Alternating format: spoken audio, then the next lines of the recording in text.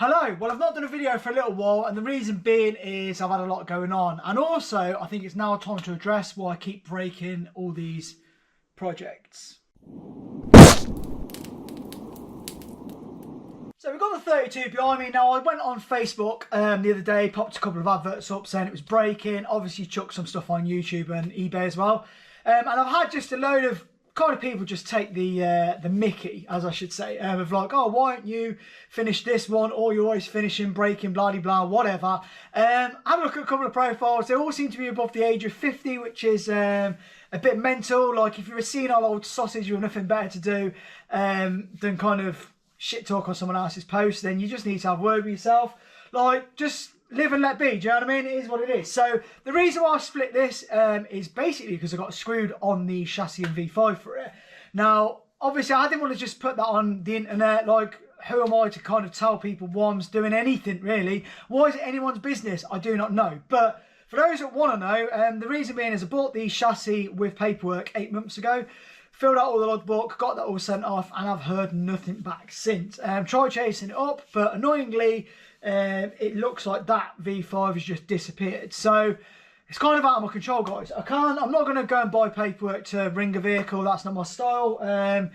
I've lost a logbook on it. I've lost a load of money, and it is what it is. So there's no point in kind of completing this car to put it on the road without a V5. There's no point in even putting it for an IVA, which is if you're watching this in America, it's kind of a UK test that we've got. It won't even pass with suicide doors. You need all edges rounded, this, that and the other. Like, there's not a hope in hell's chance that's going to pass an IVA to get a Q plate, and I'm certainly not buying paperwork to chuck on it. So it's got to be sold. It's got to be split. Now, obviously, prior to this, there was another vehicle in this garage that I decided to split and sell, and that was a American F100. Now, the reason I did that one was because I didn't have any room in this garage. However, when you see what I've bought to replace this, which does have a V5, you'll be questioning why I sold the F100. But the new project that we're going to go and have a look at in a minute is a lot cooler. Now, anyone that knows me will know why I've bought one of these. I sold one a while ago because I was moving. Again, another one that I didn't finish because it wouldn't fit in the garage of the new property. We measured up before, obviously, completing on the property houses. And it wasn't going to fit. It was too high. Even with the air suspension loader, it just weren't going in. There was an RSJ above kind of the garage door. I weren't going to take that out, obviously. Didn't really know what I was doing. So yeah, I just had to sell a vehicle. So that one again was sold because yeah, I couldn't move it with me. Annoyingly, that was ready for the road. It just needed a pickup bed doing. So all my projects realistically are pretty much done, other than this one and the one before. Now, a lot of people kind of forget all the other projects, like this one.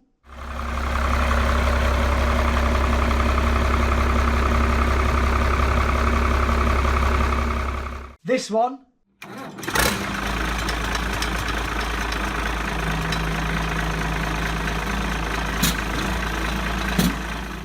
This one.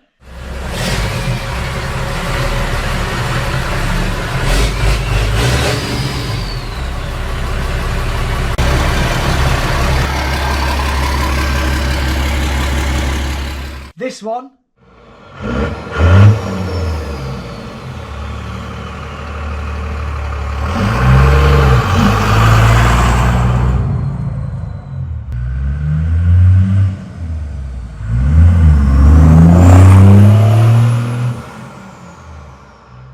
And of course this one.